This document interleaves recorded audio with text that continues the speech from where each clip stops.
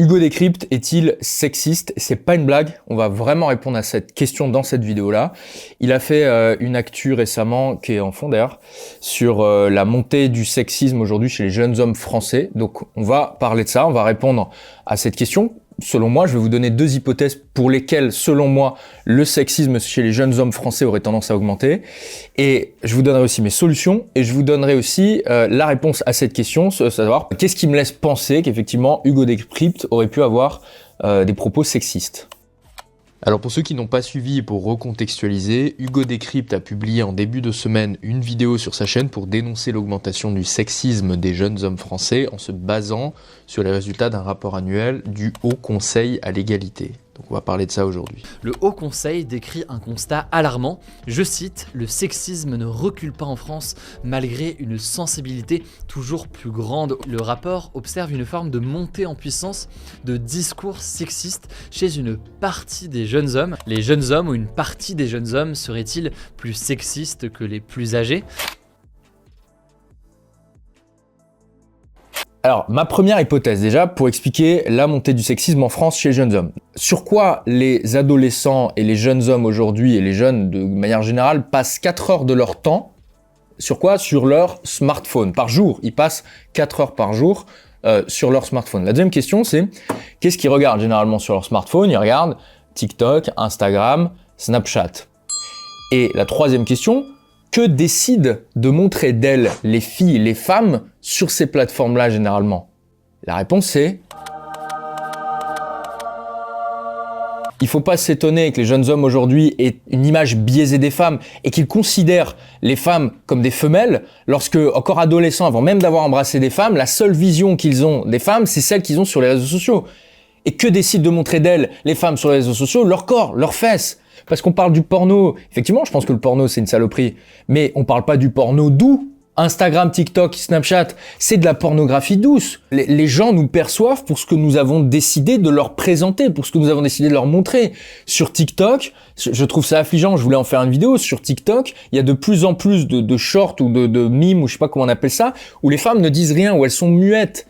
Ce sont des poupées muettes qui sont incapables de parler, elles se contentent de danser et de mettre des sous-titres. Quand il passe 4 heures de son temps par jour à voir des nanas qui se comportent comme des femelles sur les réseaux sociaux, qui ne font que trémousser leur corps et montrer leur cul et à chaque fois associer n'importe laquelle de leurs activités à leurs fesses, parce qu'il y a toujours un dénominateur commun sur les réseaux sociaux, c'est les fesses. Donc une nana a une passion sur les réseaux sociaux, il faut qu'elle monte ses fesses. Une nana part en voyage à Paris, il faut qu'elle monte ses fesses. Une nana a un combat politique à mener, elle monte ses fesses pour attirer l'attention. Il y a tout est prétexte à montrer ses fesses. Comment voulez-vous que ces jeunes hommes-là prennent ces femmes-là au sérieux quand de surcroît, on leur apprend à l'école, en cours d'éducation civique et en cours de SES, que le patriarcat est responsable de l'objectification sexuelle des femmes, l'objectification du corps des femmes. Comment voulez-vous que ce discours-là soit pris au sérieux? Donc il y a une incohérence et il y a des contradictions qui sont constamment mises dans la tête des hommes entre d'un côté le discours théorique qu'ils entendent à l'école, en cours de SES, en cours d'éducation civique, où on leur répète que le patriarcat est responsable de l'objectification du corps des femmes, que eux, en tant qu'hommes, sont responsables de l'objectification du corps des femmes, leur regard masculin, les inégalités salariales, et d'un côté la réalité. Le soir, quand j'allume mon téléphone, je vois des nanas, je vois cette même camarade de classe qui était avec moi en cours de SES, qui semble ne pas avoir eu besoin du patriarcat pour s'auto-objectifier sexuellement sur les réseaux sociaux. Il y a trop de contradictions aujourd'hui qui ont été mises dans la tête des hommes, que ce soit les discours de femmes, les discours de boomers qui viennent leur expliquer la vie. Bientôt, ce seront des actrices porno qui viendront en cours de SES expliquer à des jeunes hommes comment ne pas objectifier le corps des femmes. Pour vous dire jusqu'où ça va, ces contradictions. Quand on met dans la tête d'étudiants, d'un pauvre étudiant qui bosse pour McDo, quand on lui répète inégalité salariale, alors que sa camarade de classe, elle fait des dizaines de milliers de vues sur Instagram et des dizaines de milliers d'euros sur OnlyFans, en mettant des photos de ses pieds, elle a même pas besoin de mettre son visage, elle met juste des photos de pieds, elle gagne 10 fois plus que lui lorsqu'il bosse à McDo. Comment voulez-vous que ce discours-là soit pris au sérieux? Donc ma page... je mets plusieurs photos avec voilà une petite description et Et du coup, par mois, je me fais environ 1000 euros. Il y a une perte de crédibilité aujourd'hui. Il y a trop de contradictions entre d'un côté des discours à l'école, des discours dans les médias, comme quoi les hommes sont trop virils, comme quoi la virilité coûte trop cher, les hommes doivent arrêter, les garçons doivent arrêter d'être virils. Et de l'autre côté, ils sont jamais assez virils pour les femmes, ils sont jamais assez grands, ils sont jamais assez musclés, ils sont jamais assez forts. Toutes ces contradictions, ça fait qu'aujourd'hui, justement, ce mot sexisme, il est plus pris au sérieux. Et je pense, c'est mon hypothèse, on verra, je pense que les jeunes hommes aujourd'hui, ça les fait rire ce mot-là, sexisme. Et plus vous accablez ces jeunes hommes-là avec ces discours sensibilisants, je voyais Hugo Décrypte qui listait les recommandations du Haut Conseil de l'égalité, l'une des recommandations était, je cite, de faire plus de discours sensibilisants. Hein, et d'ailleurs, ça me fait marrer parce que la phrase c'était nous ne comprenons pas pourquoi il y a de plus en plus de sexisme alors que nous augmentons toujours plus les discours sensibilisants. Mais c'est bien les gars, continuez à augmenter, je pense que vous êtes sur la bonne voie. Objectif 2023, augmenter les discours sensibilisants et pousser les mecs encore plus dans les bras de leaders charismatiques comme Andrew Tate. C'est exactement ce que vous êtes en train de faire.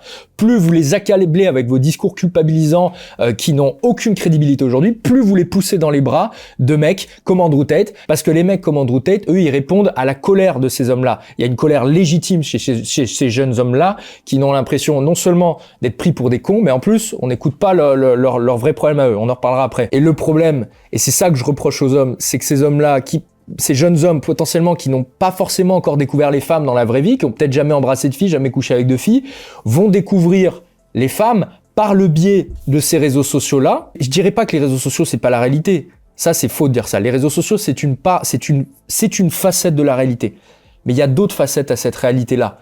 Il n'y a pas que des bimbos muettes qui dansent sur Instagram et TikTok et qui sont pas foutus de prendre une photo d'un paysage sans montrer leurs fesses devant. Il n'y a pas que ça. Ça, c'est une facette de la réalité.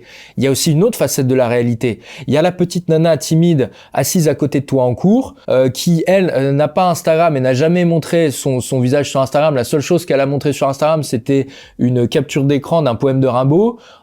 Cette nana-là, tu lui parles pas. Et personne lui parle parce qu'elle a pas la robe en rouge, parce que c'est pas une femme spectaculaire comme les autres qui dansent sur TikTok. Elle est pas moins belle, c'est faux. Elle est moins spectaculaire.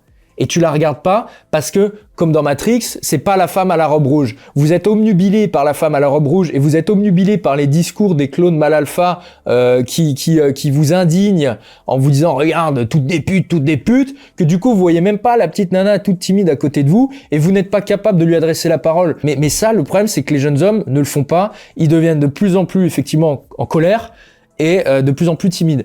Donc ça fait qu'on a des générations de jeunes hommes timides en colère. Et donc je le répète et je continuerai de le répéter dans toutes mes vidéos, les femmes ne se résument pas à ce qu'on voit sur les réseaux sociaux. Ça paraît une évidence pour peut-être les gens de mon âge, mais il faut le rappeler pour les jeunes hommes.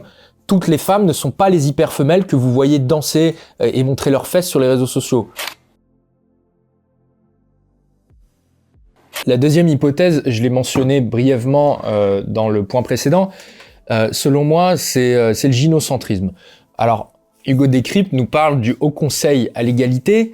Je pense qu'il faudrait plutôt l'appeler le Haut Conseil au gynocentrisme, parce qu'on ne parle que des femmes. On peut citer Hugo Décrypte, à un moment dans la vidéo, il dit 80% des femmes estiment avoir été victimes de sexisme et moins bien traitées parce que femmes. Et les hommes, on peut savoir combien, non. J'ai regardé 3 fois la vidéo parce que je me suis dit non, j'ai dû faire une erreur. J'avais écrit la vidéo, je suis allé vérifier à nouveau. Je me suis dit non, ça se trouve je vais faire une vidéo, je passais pour un con. Il l'a dit. Il l'a pas dit. J'ai réécouté 3 fois. À aucun moment il dit quel est le pourcentage d'hommes qui considèrent avoir été victimes de sexisme ou qui considèrent avoir été traités différemment parce que hommes. Moi j'en connais des hommes qui sont des hommes qui ne rentrent pas en boîte de nuit parce que hommes, parce qu'il faut avoir des femmes à ses bras ou pour qui c'est payant parce que hommes, des hommes qui sont traités de tapettes parce qu'ils savent pas défendre leurs copines, y compris par des femmes parce qu'ils sont des hommes qui ne peuvent pas récupérer la garde de leur enfant après un divorce parce qu'ils ont eu la malchance d'être papa, d'être des hommes. Il y en a plein des listes comme ça. Mais le problème c'est qu'on n'entend parler que des femmes. Les femmes. Vous mettez n'importe quelle discipline, vous rajoutez le mot femme. La sexualité des femmes, le foot et les femmes, les salaires des femmes, les femmes actrices moins bien payées, les femmes cadres moins bien payées, les femmes en politique, les femmes partout. On parle que des femmes, la sexualité des femmes. Il y avait même un article, les femmes dans le métaverse. Voilà, il y a des femmes qui vont dans le métaverse pour dire qu'il y a du sexisme vis-à-vis des femmes. Il y avait littéralement un article comme ça. Il faut toujours tout ramener aux femmes. Et moi, je pense, très sincèrement, et peut-être que ces jeunes hommes-là n'ont pas forcément mis les mots là-dessus, mais je pense qu'il y a un agacement parce que partout, il y a des affiches de femmes. Moi, dans ma salle de muscu, je vois que des affiches de femmes, alors que dans la réalité, je vois quand même un peu plus d'hommes que de femmes dans des salles de muscu. À la boxe, anecdote perso, quand j'allais à la boxe, il y avait des cours pour femmes. J'adorais les profs de boxe, mais je leur ai dit, les gars, vous faites des cours pour hommes aussi ? Pourquoi il y a des cours pour femmes et il n'y a pas des cours pour hommes ? Comment vous justifiez ça en fait ? La boxe, elle est différente selon qu'on soit un homme ou une femme. Il y a une boxe différente. Pourquoi il y aurait des cours pour femmes ? Quand j'étais en fac de psycho, 90% de femmes, ils avaient eu l'audace de nous envoyer des éducatrices femmes pour nous expliquer les femmes doivent faire plus d'études, les femmes ne doivent pas être oubliées dans le monde de l'entreprise, les femmes.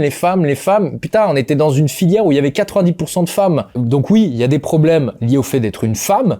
Il y a des femmes victimes, il y a plein de problèmes de harcèlement de rue. Les femmes sont victimes dans les villes, dans à peu près toutes les villes de France, de harcèlement de rue, par de la racaille, qui les emmerde dans la rue, qui les siffle, moi j'ai vu des trucs sous mes yeux, hein, j'ai vu des scènes sous mes yeux. J'ai vu quand ma copine me rejoignait à Porte de Clichy, là où j'habitais, je pouvais pas la laisser plus de 2 minutes, parce que sinon elle se faisait emmerder, elle se faisait suivre. Toutes mes copines, littéralement 100% d'entre elles m'ont raconté des scènes, dans Paris, des scènes de harcèlement et des vrais trucs que moi j'aurais pas pu imaginer en vrai, si on me l'avait pas dit. Et je pense qu'effectivement il faut que les femmes en parlent. Je suis d'accord. Bien sûr, il faut. Et je pense qu'effectivement il y a des hommes qui sont peut-être pas assez au courant de ce genre de choses. C'est important. Après, est-ce qu'il faut les accabler ? Non. Ils sont pas responsables de tout ça. Le mec moyen, je suis désolé, le mec moyen il passe pas ses journées à siffler les meufs dans la rue. Donc oui, les femmes sont victimes de harcèlement en rue. Oui, les femmes sont victimes de viol. Oui, les femmes sont victimes de tout plein de saloperies. Mais les hommes aussi. Je suis désolé, mais un mec avec un physique un peu frêle, qui est pas très sûr de lui, qui rase les murs quand il se balade à Châtelet, il peut se faire tabasser. Il peut se faire taper son téléphone. Il a une probabilité lui aussi de se faire emmerder. Mais on n'en parle pas des mecs qui se font taper leur téléphone, qui se font tabasser à Châtelet. On n'en parle pas de ça. Hein, on parle pas de ce genre de victimes. Donc moi, je veux bien qu'on parle des problèmes des femmes, et il y en a. Mais il y a aussi les problèmes des hommes. Il y a des hommes qui sont victimes de suicide. Il y a des hommes qui sont victimes de mort au travail. Il y a des hommes dans la rue, victimes de la rue, qui sont SDF. Je vois plus des hommes que des femmes. Il y a des hommes qui sont victimes de divorce parce qu'ils retrouvent pas leur gamin. Il y a des hommes qui sont victimes de misère sexuelle, de misère affective et qui ne construiront jamais de famille. La nana vient se plaindre du fait que les hommes sont des connards. Il couche avec elle, il la rappelle jamais. Lui, sait même pas ce que c'est coucher avec une femme.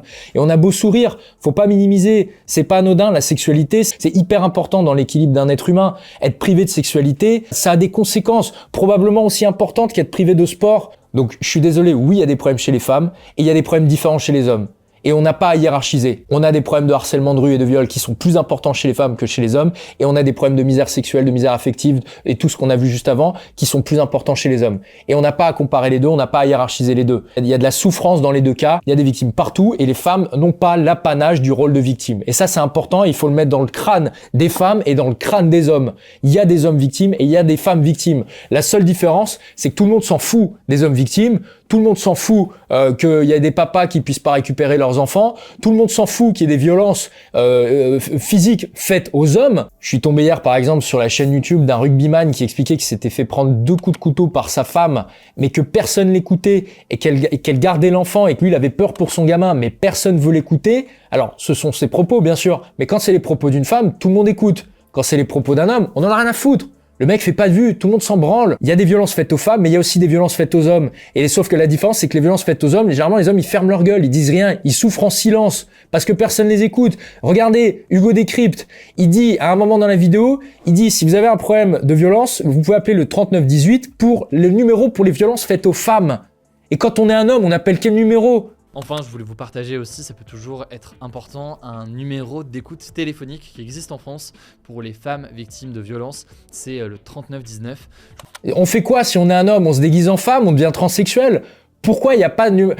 C'était si compliqué que ça de dire le numéro pour les violences faites aux femmes et aux hommes. C'était si compliqué que ça. Ou alors de dire le numéro pour les violences. Point.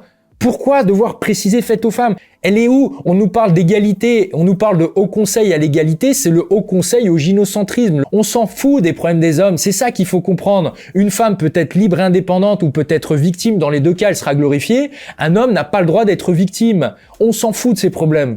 Voilà, c'est ça qui donne de la colère selon moi chez les hommes, que certains pourraient appeler sexisme. Moi je pense que c'est surtout de la colère, c'est un sentiment de ne pas être écouté, c'est un sentiment, c'est des contradictions éternelles. Donc maintenant mes solutions pour lutter contre le sexisme, moi je vais vous en donner une solution. Déjà les 10 propositions du Haut Conseil à l'égalité, elles sont nulles à chier. Alors, la pire c'est celle d'augmenter les discours de sensibilisation aux hommes. Je pense que je l'ai dit tout à l'heure, c'est complètement débile et il serait peut-être temps de voir une causalité. Il y a une proposition qui est pas idiote, c'est la 3e, réguler le contenu pornographique. Voilà, ça je trouve c'est une très bonne solution effectivement pour les mineurs. Réguler le contenu pornographique, ça inclut TikTok, Instagram, Snapchat, qui est du contenu pornographique. Je suis désolé de le dire.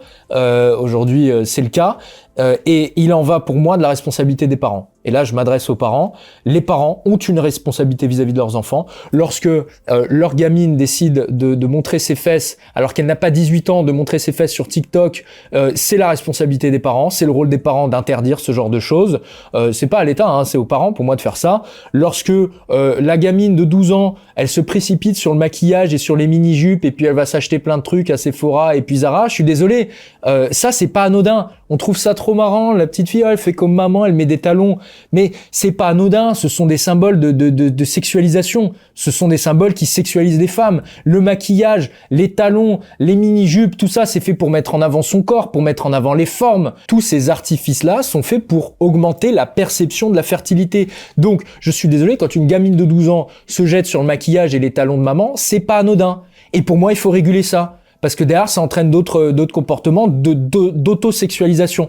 Donc si vous voulez pas que les filles se sexualisent elles-mêmes, il serait peut-être temps de réguler leur comportement. Je parle au moins avant 18 ans. Après, au-delà de 18 ans, pour moi, c'est la liberté qui prime. Les gens font ce qu'ils veulent.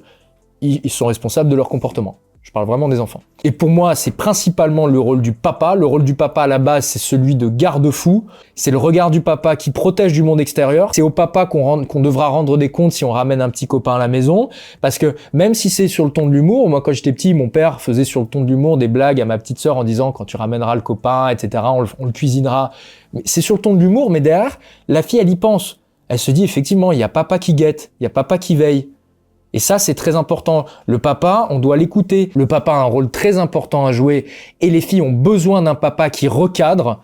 De toute manière, les adolescents, et là, je m'adresse vraiment aux adolescents, les adolescents ont besoin d'un cadre. Et le meilleur pour apporter ce cadre, c'est le papa. Le papa, naturellement, est plus doué pour apporter le cadre que la maman. Le problème, c'est qu'aujourd'hui, le papa est humilié, le papa est généralement foutu dehors, divorce, etc. Donc, il est plus là pour réguler et pour cadrer ses adolescents.